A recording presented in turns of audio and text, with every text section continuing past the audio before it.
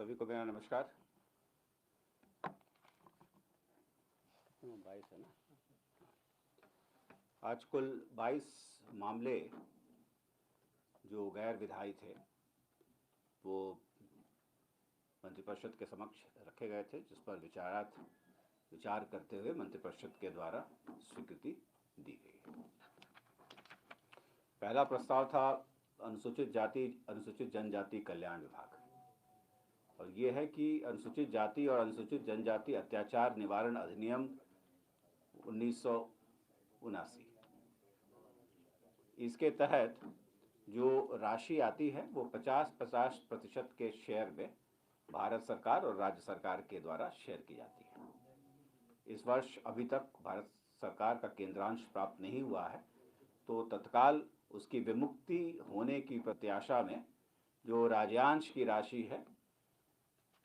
18,98,86,000 रुपये मात्र, इसकी निकासी की स्वीकृति और इसके व्यय की स्वीकृति मंत्रिपरिषद के द्वारा दी गई। उसी प्रकार से परिवहन विभाग के द्वारा जब सरकारी और निजी क्षेत्र में जो लोग कार्य करते हैं और उनका स्थानांतरण होता रहता है और राज्य बदल जाता है, तो वैसे में जब आप नए स्टेट में चले जाते हैं तो आपकी गाड़ी को रजिस्ट्रेशन को लेकर के व्यवहारिक कठिनाई उत्पन्न हो जाती है। तो इसके लिए भारत सरकार ने जो मोटर वाहन नियमावली 1989 है, उसके कतिपय नियमों में एक BH सीरीज को लागू किया है, कैपिटल B और कैपिटल H। तो उसको बिहार राज्य में भी यथास्थिति लागू करने के लिए जो मोटर वाहन करारोपण अधिनियम 1994 है, उसमें संशोधन किया गया है। जो पर्यावरण, वन एवं जलवायु परिवर्तन विभाग के अंतर्गत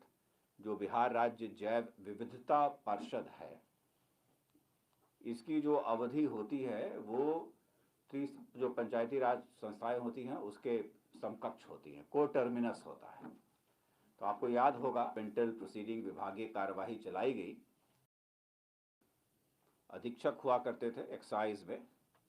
सहरसा में, और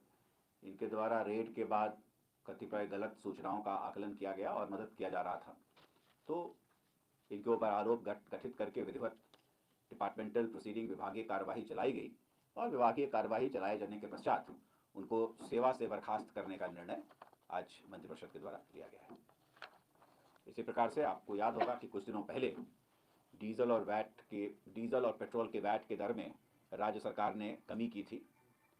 तो वो मंत्रिपरिषद की प्रत्याशा में की गई थी और आज मंत्रिपरिषद ने उसके ऊपर अपनी घटनोत्कट स्वीकृति प्रदान की है। विज्ञान एवं प्रौद्योगिकी विभाग जो मुजफ्फरपुर इंस्टीट्यूट ऑफ टेक्नोलॉजी है, वहाँ पर बी फार्मा की पढ़ाई होती है, और बी फार्मा की पढ़ाई करने के लिए जो फार्मेसी काउंसिल ऑफ इंडिया है उसके द्वारा जो निर्धारित नॉर्म्स हैं, उस नॉर्म्स को फॉलो करने के लिए 20 पदों का सृजन वहाँ पर किया गया है। उस 20 पदों में से 12 शैक्षणिक पद हैं, प्राध्यापक के 4, सह प्राध्यापक के 3 और सहायक प्राध्यापक के 5, और 8 गैर शैक्षणिक पद हैं, लैब टेक्नीशियन के 5 और तकनीकी सहायक के 3। तो कुल 20 पदों का सृजन के प्रस्ताव पर मंत्रिपरिषद ने अपनी मुहर लगाई है। इसी प्रकार से अभी Bihar state technical university, Bihar अभियंत्रण विश्वविद्यालय का गठन किया गया है, और इस विश्वविद्यालय के गठनोपरांत उसके संचालन हेतु कुल 32 पदों के सृजन के प्रस्ताव पर आज मंत्रिपरिषद ने अपनी मुहर लगाई है। और उसी डिपार्टमेंट के तहत जो हमारे डिफरेंट इंजीनियरिंग कॉलेजेस हैं, पॉलिटेक्निक्स हैं, महिला पॉलिटेक्निक्स हैं, उसमें अतिथि सहायक प्राध्यापक और अतिथि व्याख्याता और जो अतिथि तकनीकी सहायक हैं, उनके पद पर जो कार्य कर रहे हैं उनके मानदेय में वृद्धि की गई है। और मानदेय अब व्याख्याता का और अतिथि सहायक प्राध्यापक का 50,000 है, और अतिथि तकनीकी सहायक और कर्मशाला अनुदेशक का 25,000 रुपये महीना है।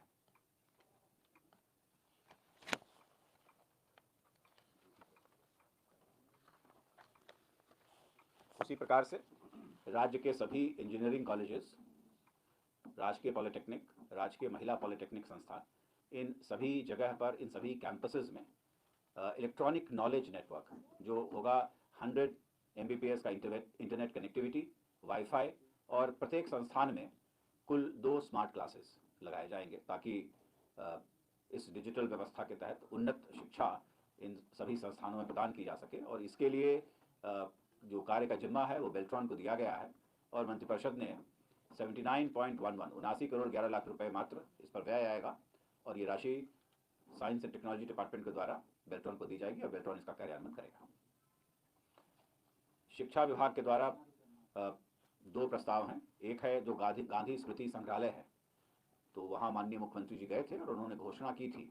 कि पूर्व में शिक्षा विभाग के द्वारा 2011 में जो 2 करोड़ का कॉर्पस दिया गया था उसको बढ़ाते हुए उस कॉर्पस को 5 करोड़ कर दिया जाएगा। तो आज जो अतिरिक्त 3 करोड़ का कॉर्पस है जो गांधी स्मृति संग्रहालय को दिया जाना है उस पर आज मंत्रिपरिषद ने अपनी स्वीकृति दी है। और इसी प्रकार से जो हमारे शिक्षा विभाग में जो प्रमंडलीय और जिला केंद्रीय और अनुमंडलीय पुस्तकालय हैं, इन पुस्तकालयों में जो पद हैं कुल 62 कर्मी हैं जो कार्यरत हैं। उनको अब तक हम लोग जो मानदेय देते थे वो 6th पे कमीशन का जो मूल प्रारंभिक होता है उसके आधार पर देते थे, जो कि अब चूँकि 7th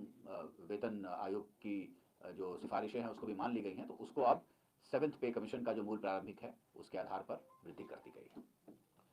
खाद्य एवं उपभोक्ता संरक्षण विभाग के द्वारा 2 MOU साइन किए जाएंगे। पहला होगा विकेंद्रीकृत अधिप्राप्ति व्यवस्था के तहत जो रबी का है 20-21 का विपणन मौसम, तो उसके लिए जो न्यूनतम समर्थन मूल्य पर गेहूं की अधिप्राप्ति की जाएगी उसके लिए राज्य सरकार और भारत सरकार के द्वारा एक MOU प्रारूप दिया गया था, उस पर हस्ताक्षर करने की आज सहमति मंत्रिपरिषद के द्वारा दी गई है। और इसी प्रकार से वर्ष 19-20 और उसके पश्चात जो डिसेंट्रलाइज्ड प्रोक्योरमेंट की व्यवस्था है खरीफ के लिए, उसके लिए भी जो MOU है उस पर भी हस्ताक्षर करने की सहमति आज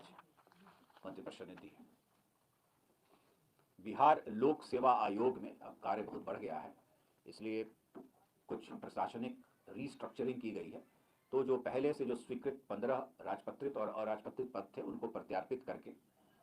नए 69 राजपत्रित और अराजपत्रित पदों के सृजन की स्वीकृति मंत्रिपरिषद के द्वारा दी गई है। 69 सामान्य प्रशासन विभाग के द्वारा एक महत्वपूर्ण फैसला ने वैशाली जिले के राघोपुर क्षेत्र में जो मौजा है सुकुमारपुर और उसका कुल एरिया है 331.58 एकड़ और सारण जिले में पहलेजा मौजा में कुल 3212.18 एकड़। तो ये जो दोनों एरिया है ये जो सारण में था और वैशाली में था, ये पटना जिला से सटा हुआ है, इसलिए प्रशासनिक दृष्टिकोण से उतने हिस्से को अब पटना जिले के नियंत्रणाधीन हस्तांतरित करने का जो प्रस्ताव था उस पर मंत्रिपरिषद के द्वारा स्वीकृति दी गई है। तो अब रेट्स तय कर दिए गए हैं, तो आप खुद भी कैलकुलेट कर सकते हैं उससे ज़्यादा। तो अब रेट्स तय कर दिए गए हैं, तो आप खुद भी कैलकुलेट कर सकते हैं कि ये राशि कुल कितनी होगी। अब ये नॉन इनकम्बरेंस सर्टिफिकेट जो हम लोग लेते हैं उसको प्राप्त करने में हम लोगों को आसानी होगी। और राजकीय अभियंत्रण महाविद्यालय, राजकीय पॉलिटेक्निक और महिला पॉलिटेक्निक में उनके जो आशुलिपिक जो नियुक्त किए जाते हैं उनके लिए विज्ञान एवं प्रौद्योगिकी क्षेत्रीय आशुलिपिक संवर्ग नियमावली 2021 पर आज मंत्रिपरिषद ने अपनी स्वीकृति दी है। वित्त विभाग के द्वारा बहुत से हमारे कर्मी ऐसे हैं जो आज भी 5th पे कमीशन के आधार पर अपना पेंशन ले रहे हैं। तो जब समय समय पर बढ़ता रहता है DA, तो अभी आपने देखा होगा कि हम लोग का DA 3% बढ़ा था। तो जो 5th पे कमीशन से ले रहे हैं उनका DA 1/7/2021 से 356% के स्थान पर 368% हो गया है और जो 6th पे कमीशन के तहत ले रहे हैं उनका DA 1/7/2021 से 189% के जगह पर अब 196 हो गया है। आपने देखा होगा कुछ दिनों पहले माननीय मुख्यमंत्री जी बिहटा गए थे और उन्होंने निर्देश दिया था कि बिहटा में पश्चिमी पार्ट के लिए पटना के लिए एक नया अंतर्राज्यीय बस स्टैंड बनाया जाए। तो उसके लिए आज कन्हौली बिहटा पटना में जो पाटली बस स्टैंड प्रस्तावित है और उस बस स्टैंड के निर्माण के लिए 50 एकड़ ज़मीन अधिग्रहण करने का निर्णय लिया गया है, जिस पर कुल लागत 217,46,40,000 रुपये आएगी और इस पर प्रशासनिक स्वीकृति आज मंत्रिपरिषद के द्वारा दी गई। सिमिलरली औरंगाबाद में 720 आसन वाले डॉक्टर भीमराव अंबेडकर आवासीय बालिका +2 उच्च विद्यालय के भवन निर्माण के लिए 51 करोड़ रुपए की प्रशासनिक स्वीकृति मंत्रिपरिषद के द्वारा दी गई है और इस वर्ष जब कार्य शुरू होगा तो उसमें 5 करोड़ राशि इस वर्ष खर्च की जाएगी और अगले वर्ष शेष खर्च की जाएगी। और अंततः स्वास्थ्य विभाग के द्वारा कुछ दिनों पहले 250 नए एम्बुलेंसेज खरीदने का प्रस्ताव पारित किया गया था, उसको आगे बढ़ाते हुए जो एम्बुलेंसेज की फ्लीट है उसको अब 1000 का करने का निर्णय लिया गया है और इस 1000 करने के लिए राज्य के 534 ब्लॉक्स में एडवांस लाइफ सपोर्ट एम्बुलेंस दिए जाएंगे और 216 बेसिक लाइफ सपोर्ट एम्बुलेंसेस के लिए भी खरीदे जाएंगे। तो ये कुल 750 नए एम्बुलेंस, जिसमें 534 एडवांस लाइफ होंगे और 216 बेसिक लाइफ सपोर्ट होगा, इसके क्रय करने के प्रस्ताव पर मंत्रिपरिषद के द्वारा स्वीकृति दी गई है। तो ये थे आज के कुल मामले जो आज मंत्रिपरिषद के समक्ष रखे गए थे।